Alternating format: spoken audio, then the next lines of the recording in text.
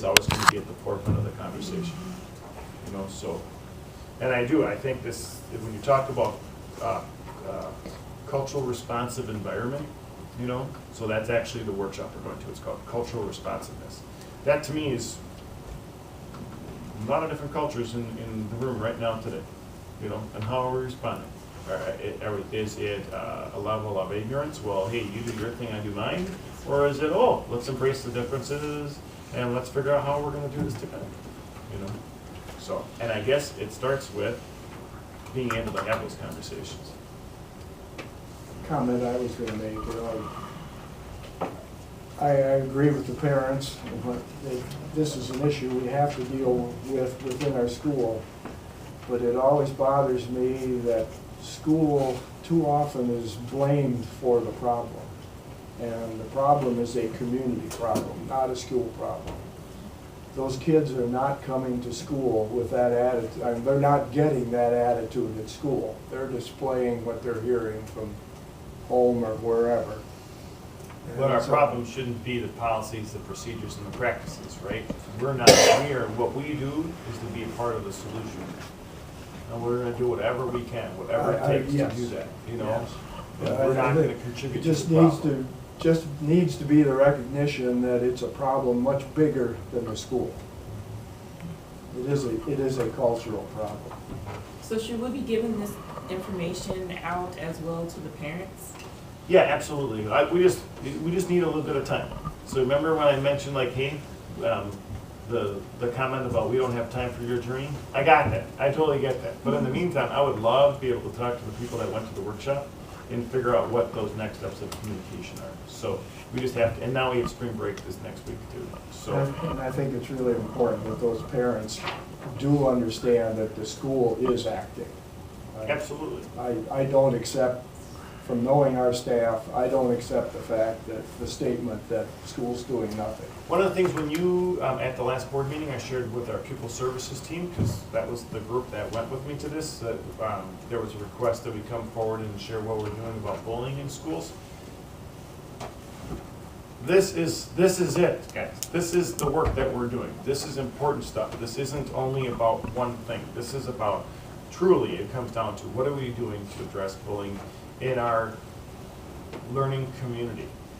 And how do we get that unpacked and communicate with parents? And how do we influence too? Like I know we teach kids, but we certainly can help to influence some of the stuff that's going on in town, you know, or in society in general. I don't want to say what's not. So we have a lot of work to do as a nation, as a society, and I think we're doing good stuff to make progress here, for sure. But there is a sense of urgency. So please, when I say, hey, we're working on it, no, we're really working on it, very committed to it. If you look at up on the wall over there, that wheel, it has two main goals. It's academics and culture. And culture's on top because we said as a faculty, culture's number one. And when we're talking about culture, we are talking about what are we doing to embrace diversity? What are we doing to address bullying? What are we doing to create a positive behavior intervention and support system for the school district? So see, I didn't have a report, I didn't need to. So to me, it's really important work, and it's absolutely at the top of our to-do list. So we'll always be about academic rigor, academic performance. But you're going to have a hard time getting to that if you don't have culture be number one. Heard a very good discussion on public radio this afternoon of, we've all heard about these Russian, what do they call them, trolls with the internet and social media. That one of the things that had happened right in Milwaukee, that they are intentionally trying to inflame the racial problems, and they talked about the Sherman Park thing that happened about a year or so ago. How they are using that as a means of trying to inflame the racial issues, on particularly where the police shootings and things that have happened. And I'm sure there's an algorithm that they can easily track any of that stuff going on. So yeah. as soon as you start to see it here, they can go and throw some stuff out there and see if it sticks. They talked about just millions of Twitter comments that have been put out in those events to inflame the situation. Very That's stressful stuff. disgusting and unfortunate. And it is, because it's all over. Yeah. You get it from everything. It's like, why feed the fire? So I think the number one way to do that is dialogue. This right here is the way you're gonna make progress. Having these conversations face to face, that's how you're gonna make the progress. It's not social media, it's not, I sent an email, it's face to face conversations is what it's gonna do to make a difference. And then you talk about education, that our young people need to be really aware and make good decisions on what they accept and what they believe off social media. Because a lot of it is intentionally not accurate. And they need to be aware of that. The other thing too, when it comes to the population, you know, so Cliff Sanderson gave a presentation at a Rotary meeting this fall, in looking at the demographics and just within 30 years, which is really just kind of 2 generations, if you look at it, that Mayville's projected to be predominantly Hispanic community.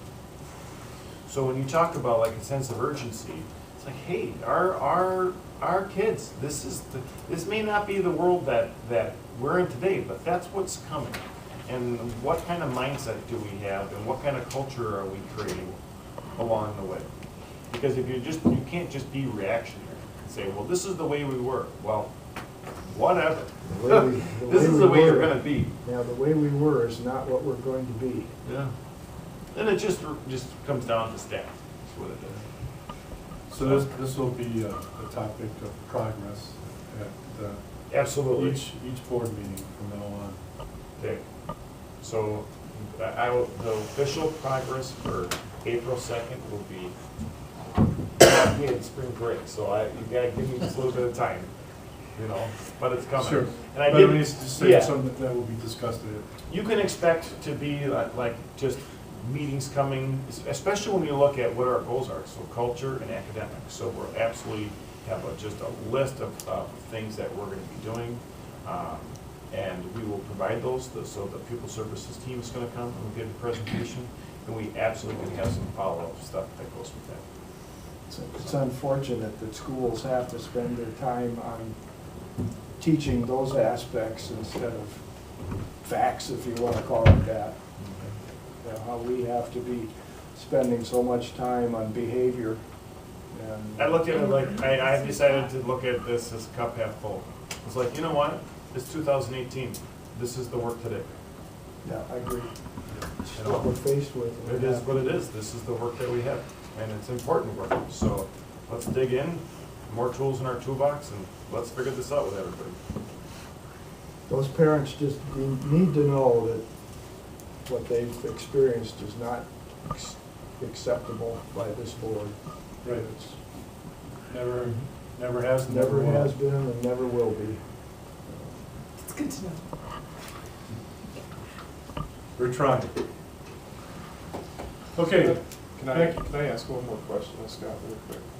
Scott, appreciate, number one, all the work you're doing. It's, I think it's important. I come from a diverse family, as you know, right now.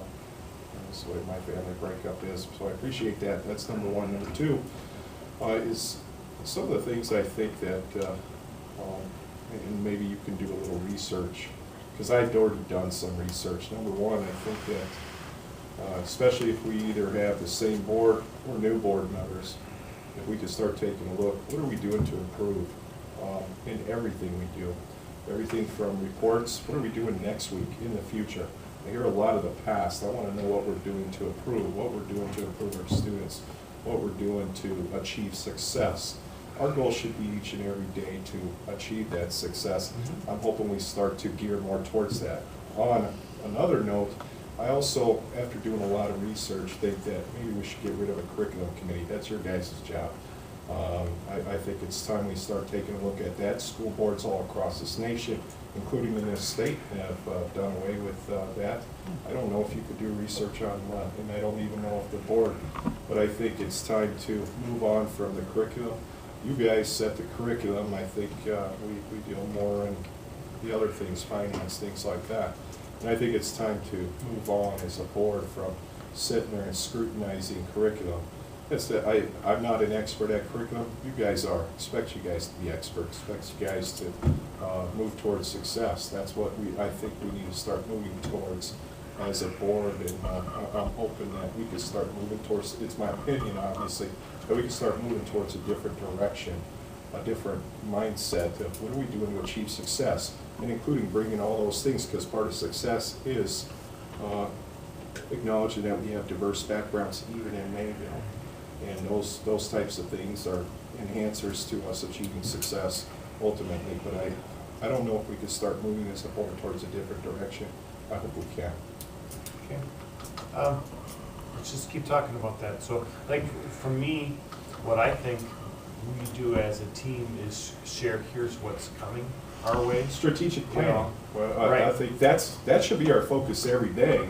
And I still haven't even, I've been up here for a while. Where's our strategic plan? How come we're not talking about it? Okay, here's the serious thing. Are you guys willing as a Board of Education to bring in a facilitator to help start up a strategic plan? Because right now, we have joined as a district. It's our first time ever we're part of a SAIL group, which is a 100-day plan. Sure. I would not consider that a strategic plan. If we go into Menominee Falls, Pewaukee, Oconomowoc, I can go down the list of districts that actually have full throttle strategic plans. They brought in an outside facilitator to help do that, to get it started. That's a big investment, is what it comes down to. So I personally, sounds great, be a fan of the Board of Education if they would support an investment like that, absolutely. Because you really are leaving behind a legacy. Once you get that up and running, it's huge, so I'd be good with that. But I really want to move towards a different direction. I look at our kids and saying, you know what, we've got progress, and we can, even if we never meet the very top, each and every day, I think if you achieve success that year, that goes out to every principal, teacher, and every staff member. And those are the types of things that I think we should start looking at, is let's go to reach where let's set a plan. I think I sat up here for the last year and I just kind of sat back and might have put my 2 cents, but I want to see the board move, me personally, see the board move towards success. Well, I can't even strategic define planning success. is a But I want to move away from the curriculum. I want to move away from that type of stuff. It's not to be quite frank, it's none of my The business. curriculum You guys committee said it. does not make, they go to these meetings to hear what the experts are presenting to us. The curriculum committee is not making the decision to, oh, if we should do this or do that. They're going to listen. Personnel committee, that same thing. Sure. Personnel committee goes and listens to Scott and the administration as to what their plan is for coming forward, so that we have a background of what they want to do. It's not that we make the decisions to, oh, we're going to eliminate, the board wants to eliminate this or that. That's not what the purpose of these committees are. The purpose of the committees is to learn what they plan on doing. Sure. No, I understand that. I look at, after doing the research, and I find out school districts that want to achieve success, school boards that want to achieve success, there's certain key aspects that they're doing. And maybe we need to do more research and start hitting some of those key aspects. Number one is holding Scott accountable, who holds his principals accountable, and Right. principals hold their teachers accountable. That's what I think we should move towards, instead of worrying about I don't that think type of stuff. we're away from that now. I'd like to see a strategic plan as well, because I sit up here and I wonder, where are we moving to? 5 years from now, where are we gonna be? What's our goal? I mean, tell me one goal besides just, oh, we want to have this and academic success. That tells me nothing. That's all I'm Each saying. building has an SLO that's been shared with the Board of Education that says these are their goals for the school year. It's, Okay? the student learning And- objectives, I got all that, but I'm trying to get past that. What are we doing strategically to become successful? That's what I'm saying. Yeah, sounds good. Well, I did read that, I mean, if we don't have to eliminate, but I did read in the thing that we could agree to add to, you know, to add another committee if everybody agreed. I mean, it was in our I would say strategic planning as a whole board, you want to have everybody at the table for that. One of the things that I just did a little bit of research, and I'm recommending that we join a group called Ed Leader 21, and it's called, one of the big projects that they work on is Profile of a Graduate. And all of that, honestly, Joe, fits exactly what you just said. It's like, what do we want our kids to be like? What do we want them to act like? And you work with your community on that, and that's hot off the press. I just had a conference, a phone conference on Wednesday, and that's a nominal, that's not a big expense to join that, and it comes with a lot of support. So then, my recommendation, I just mentioned it to the team today, but I just need time again, that just happened Wednesday before I went to 2 days of training, is that we go down this Ed Leader 21 path and join the movers and shakers that are a part of this, and that we start with that profile of a graduate. And we bring in our local businesses, we bring in the whole board, we bring in parents, our staff, kids, and we talk about what do we want them to look like? What do we want them to act like in the future? And you create a working document. And seriously, from my perspective, there's your target. So now once you have that target, now what are the plans and the strategies that you're going to put in place in order to accomplish that? So we have academics. So as a school district, we want to be significantly exceeds. Of course you do, right? So we absolutely want to be always an exceeds expectations school district. That's who we are today. We want to see increased rigor in our courses. We're looking at it all the time. I don't need you guys to tell me to do that, by the way. Okay? We want to see a higher ACT score. Always. Never going to change. So as far as the target goes, if you're teaching in school and in education today, like there's some pretty set things. We know we really want to start digging down into the academic and career pathways and having kids really understand exactly what they're going to do when they're done with school. Because it's not college and career ready, it's career ready now. It's just, you're a lifelong learner. You're not stopping now. So we can have a disengaged student in our middle school and high school because they got to learn forever now in this society. I don't know, but guys, I was in Kohl's yesterday. They have a robot doing inventory. The robot runs all night long taking inventory. And I said to them, I said, I'm thinking though, that you're not cutting staff because of that. I said, no, we're not. Instead, we have higher quality performance and expectations for the people who work here. So robotics, it's not going to change, it's not going to replace people. Instead, it's going to give them the opportunity to perform at a higher level. So that's where we're headed, and we are having conversations about that as an administrative team with a group called our core team. So we created this mission and vision for us to empower. So like, I'm frustrated, just so you know, because I have shared with the Board of Education, we have a new mission statement. It's empowering learning, okay, fostering innovation, transforming the learning experience. That is where we're headed. That is the direction that we're going. That better not change for us. We can't keep doing, right? That's where we're headed now. What's the strategies for us to get to that place? That's what I'm looking for. And okay, and we're getting there, right? So we have a team right now today that we look at on a 100-day plan. How are we accomplishing this? What are we doing? And out of that, when I have the pupil services team come and talk to what are we doing about bullying, they're literally going to look at all the things that we did in the last 100 days. Look at where we're headed. They're going to use that resource is what's going to happen. So I think we're in a really good position to continue to have that conversation. I don't know where you would have been a few years ago. I know right now we're in a great place to continue to look at that. But that I still don't feel like is strategic planning. Those are 100-day short cycles. First time ever. Patty, have you ever been part of a 100-day planning cycle? You know, guys here, have you ever done that before? Like, this is new territory for us. So maybe I'll say, like, hey, I get that you've got a pace. Here we go. I'm with you too, absolutely. Everybody here gets a sense of urgency from me. They're probably sick of it. I think it's time to start stepping outside the box. If we've been doing the same stuff for 20 years, maybe we should look at everything is changing, and we're so trying to be in front of it, you know? And then in the meantime, how far do you get in front of your community? Be careful how far you go. You gotta make sure you build the ship with them, for them, you know, side by side. That's why it's strategic planning. You know, yeah. So right now we're doing a lot of reflecting and state of the state, where are we at, and what is our success, and where are things that we need to improve. And so, yeah, that to me sounds awesome. So I will literally look up some strategic planning resources and training, and I personally have had coursework in strategic planning, and I don't feel like I gotta go out and find someone, the master, to help to do this, but you need time. And right now, We are in the budget trenches, and we've got good news to share with you tonight. But it's important, and the timing is tight. We have to make decisions on staffing and stuff by April 15th. If anybody could pull out the magic ball for open enrollment and tell me what's gonna happen there, I would so appreciate that. Anybody here got that? You know, so we're working really hard. And Top of that, we have a new building process that we have it's to a little get busy, through. and it's just started. It's just started too.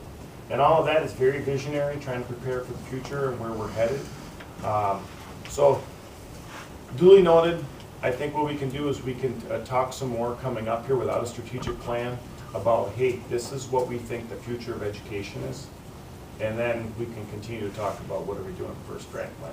There's many different definitions of this tonight. Right, absolutely. I think that the group that we're working with probably would say this 100-day cycle is a strategic plan, but I don't know. It's not, it literally is, what are you doing the next 100 days? Now, what are you doing the next 100 days? And it definitely, you feel,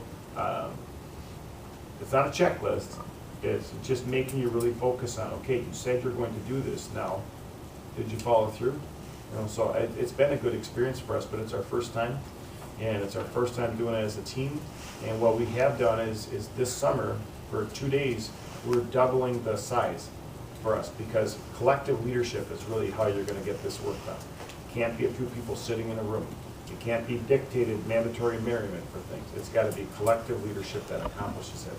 So we have a group that's with us. They're all in it to win it with us too. So, I think we're actually in a really good place to start talking about that. We gotta get our foundation down, and then let's go. I think it's great. So that could be good stuff for 2018-19. Good?